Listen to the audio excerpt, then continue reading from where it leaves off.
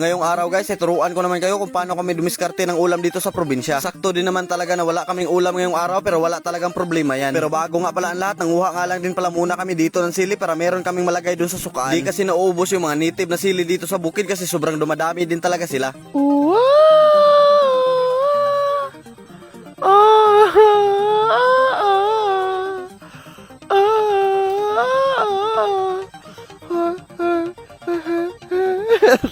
Sobrang ganda nga rin kasing ilagay nitong sili lalo na kapag marami kayong suka sa bahay. Pinutol na nga lang din pala namin dito yung mga sanga dahil sa sobrang dami nahirapan na nga rin pala kami ditong magpitas. Go.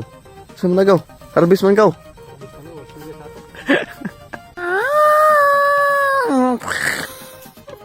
Pagkatapos ay nanguha nga lang din muna ako dito ng mga sanga ng kawayan kasi meron tayong gagawin nito. Namiss ko na din kasi itong laruin kasi nung mga bata kami ay ito na nga rin pala yung lagi namin ginagawa. Yan guys, tapos na ko yung manguha ng butoy guys. Oh. Butoy talaga yung mukha pag nakakaon ganito. Pagkatapos namin nanguha ng sila ay diretso na nga rin pala kami bumalik dito sa treehouse. Pinutol ko na nga rin pala dito yung mga sanga ng kawayan at tiningnan ko na nga rin pala kung sakto ba yung butas para sa gawin nating luthang. Diyan ko sa daw. Hindi ka no. Anagon kayo? Sus.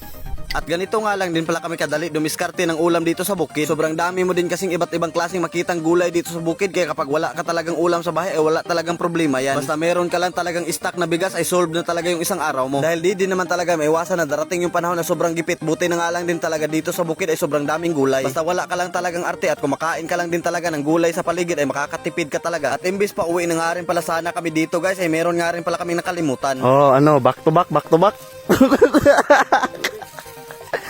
Pauwi na sana eh. Kaso nakalimutan yung nyog. To dito? Sa babaw. Pauli na sana.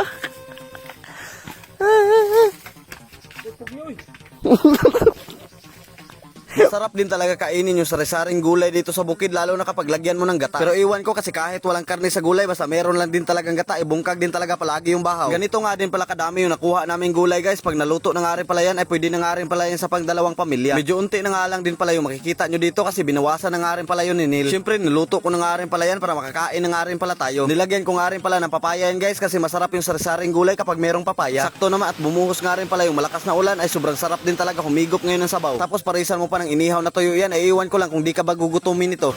Kain na na. Sus, kalamian nyo. Yan na tayo sa usawa, no? Suka with sili-sili ba? Yan ay buwad.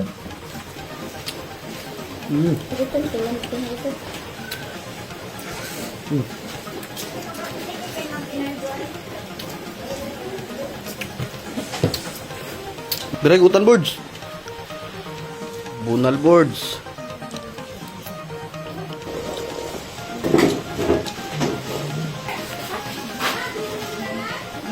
Kubko boards. Alang, sabaw lang boards, sabaw lang ako ah. Kana, paas manok. Apil na. Grabe, paas manok guys oh.